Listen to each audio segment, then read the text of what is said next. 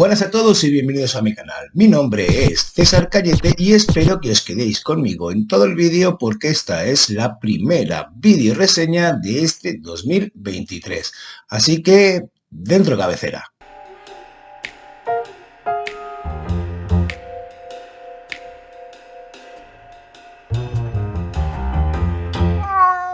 Bien, hoy os vengo a hablar de un libro que supuso un auténtico éxito editorial hace 2 o 3 años y fue un éxito editorial a pesar de que normalmente este tipo de libros con su temática y con el género o el tipo de libro que es, no suelen resaltar, no suelen llamar la atención sobre los grandes vendidos o incluso sobre la ficción. Me estoy refiriendo a este libro que tengo aquí, que es El infinito en un junco de Irene Vallejo. ¿Por qué digo que no suelen resaltar o no suelen ser un éxito editorial o no suelen ser grandes bestsellers? Bueno, pues para empezar, porque pertenece a la rama de la literatura que es la no ficción. Y la no ficción, por más que a mí me parece algo imprescindible y que todo lector, incluso aquellos que solo han dedicado su lectura a la ficción, debería hacerle un poco de caso. Entre otras cosas porque la no ficción es un género, es una rama de la literatura, como decía antes, que se dedica a intentar plasmar una realidad, no tanto como la ficción que nos cuenta a través de una impostura, de una ficción, de una mentira, una situación o nos presenta una serie de ideas. La no ficción lo que pretende es a través de sus páginas fijar una hipótesis e intentar argumentarla con todos, pues eso, los argumentos o los hechos que presenta. Y quizá por eso no goza de tanta prevalencia de entre los lectores o no todos los lectores le dedican un tiempo a la no ficción, cosa que como decía antes creo que para mí es imprescindible.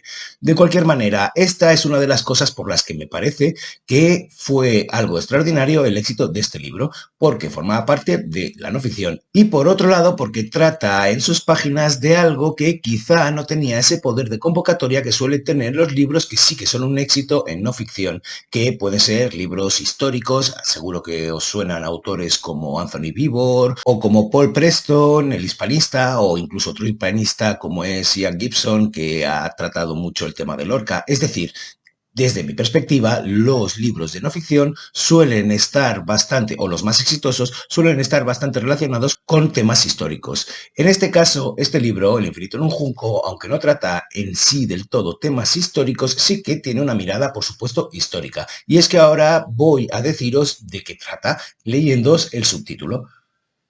El infinito en un junco, la invención de los libros en el mundo antiguo. Bien, cualquier bibliófilo, cualquier persona a la que le guste leer y tenga un interés en los libros y su historia, verá que este libro o ya lo conocerá o verá que es una auténtica joyita.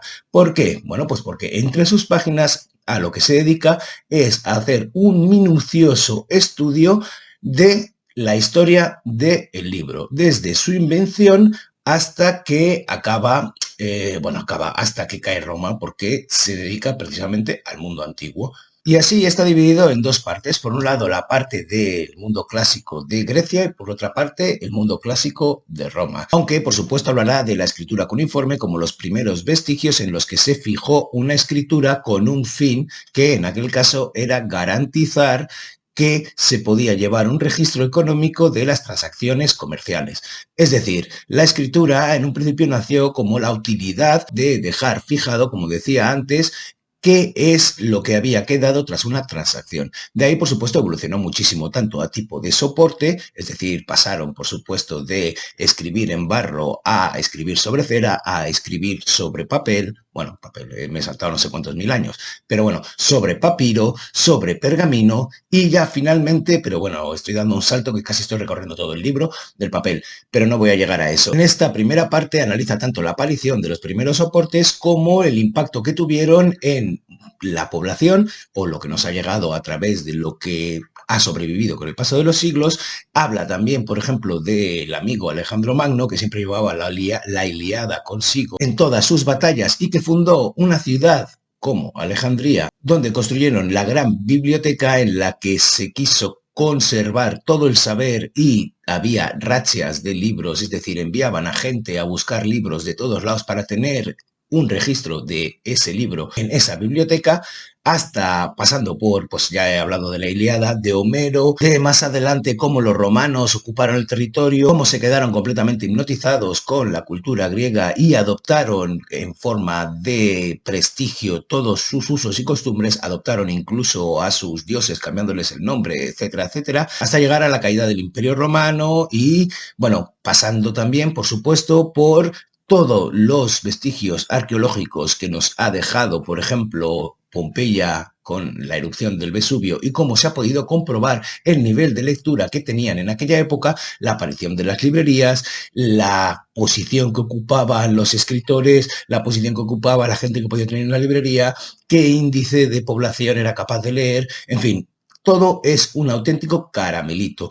Es una maravilla poder hacer este recorrido con la prosa de Irene Vallejo, que es súper divulgativa y que además, y ahora os voy a hablar de la estructura de este libro, ha conseguido transmitir muy bien precisamente lo que quería transmitir. Este recorrido, que es casi una odisea, que es casi un viaje que emprendemos con ella hasta las últimas páginas. En cuanto a estructura, lo que os decía, este libro está dividido, como decía, en dos partes y cada parte tiene un montón de capítulos que a su vez están divididos en pequeños subcapítulos, bueno, o subcapítulos con mayor o menor extensión. Es decir, un capítulo puede extenderse durante 20, 30 páginas, pero en esas páginas tendremos separados diferentes subsecciones, subcapítulos, que nos harán mucho más fácil la lectura y que permitirá además ampliar a la autora un tema sin que haya directamente un hilo conductor que necesariamente una cada una de esas partes, aunque todas estén alojadas y acogidas en el mismo capítulo.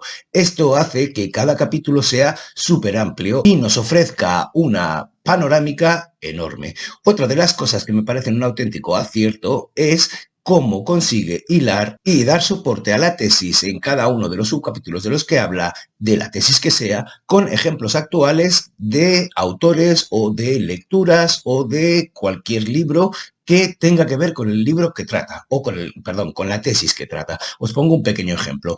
Hay en un momento dado la comparación con una historia epistolar que yo leí el año pasado y que me pareció auténticamente preciosa, que es la novela, que no es una novela, 84 Charing Cross Road de Helen Hunt, que narra la relación epistolar a través de 20 años entre un librero de Londres de libros antiguos y una escritora medio frustrada y con no el éxito que le gustaría tener, de escritora de guiones para televisión, vive como puede, etcétera, que es Helen Hunt, que le pide a este librero que le consiga, pues eso, libros extraños que no conseguiría por su cuenta.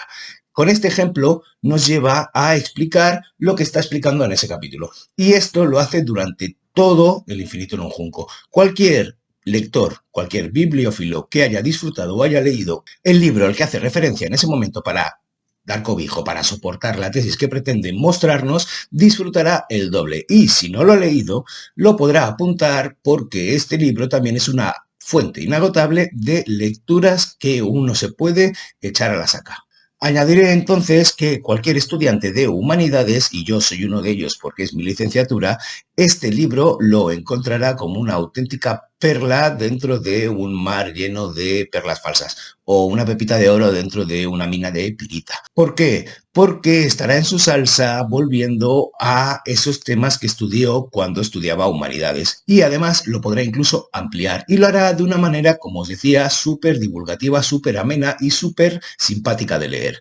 Dicho esto, vamos a quizá la única crítica que le podría hacer a este libro, a El infinito en un junco. Y es que quizá es muy extenso y por momentos puede hacerse repetitivo. Digo que quizá es la única crítica que le puedo hacer porque tal y como lo he leído yo, a mí no ha llegado a echarme para atrás. Pero sé que otros lectores sí que, por ver diferentes reseñas, se lo ha parecido y les ha producido este efecto. En mi caso no ha sido así porque la forma que tengo yo de acometer la lectura de los libros de no ficción hace que se extienda durante muchos meses, muchos días en el tiempo y la alterno con libros de ficción. Así que en mi caso ese efecto nunca ha estado. Y sí se ha visto favorecido, lo que os decía antes, esta división en subcapítulos. También os diré que he tardado unos 6 meses en leerla, desde septiembre.